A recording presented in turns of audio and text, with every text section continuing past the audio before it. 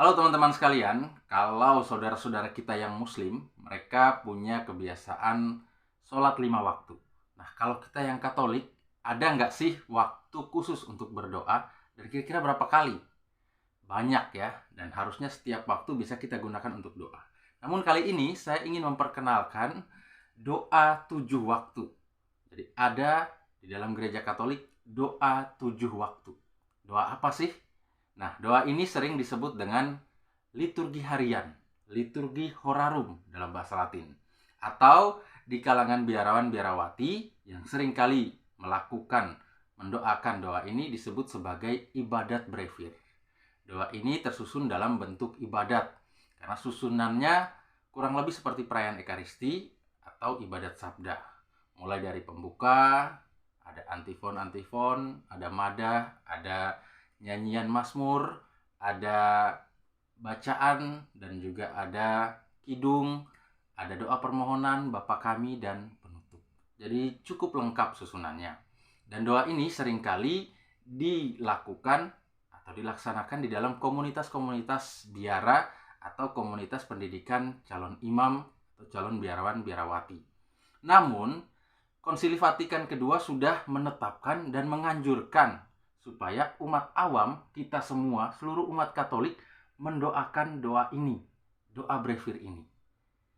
Dan doa ini biasanya didoakan sebanyak 7 kali dalam satu hari.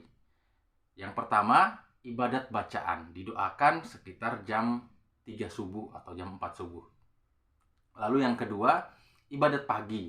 Ini didoakan antara jam 5 atau ya sebelum jam 6 lah.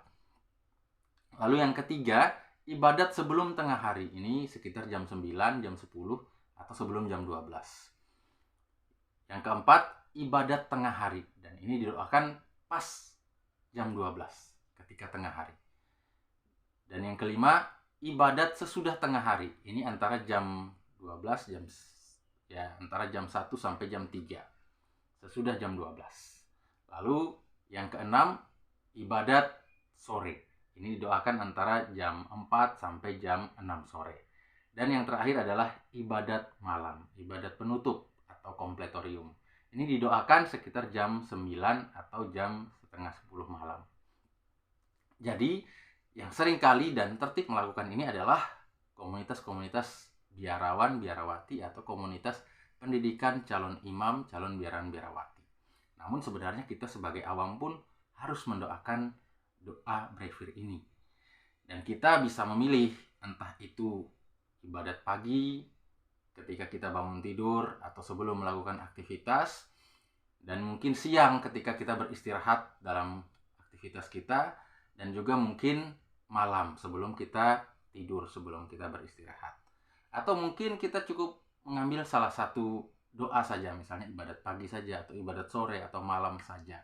Dan biasanya di asrama-asrama Katolik, doa penutup untuk menutup seluruh rangkaian kegiatan sepanjang hari itu menggunakan doa ini, secara khusus pada malam hari kompletorium. Nah, kita sebagai seorang Katolik perlu mengenal doa ini. Nah, bukunya kurang lebih seperti ini. Ini gambar bukunya ya. Ini yang disebut dengan brevir. Brevir itu dari bahasa Latin, artinya singkat. Maka doa ini sebenarnya sederhana, singkat, dan mudah dilakukan oleh siapapun. Dan isi dalamnya kurang lebih seperti ini. Nah, ini gambar bagian dalam. Jadi terdapat mazmur dan juga nyanyian-nyanyian. Kurang lebih seperti itu yang bisa saya jelaskan secara sederhana terkait dengan ibadat brevir. Bagi yang ingin bertanya atau ingin menggali lebih dalam tentang ibadat ini, silakan memberi komentar. Terima kasih, Tuhan memberkati.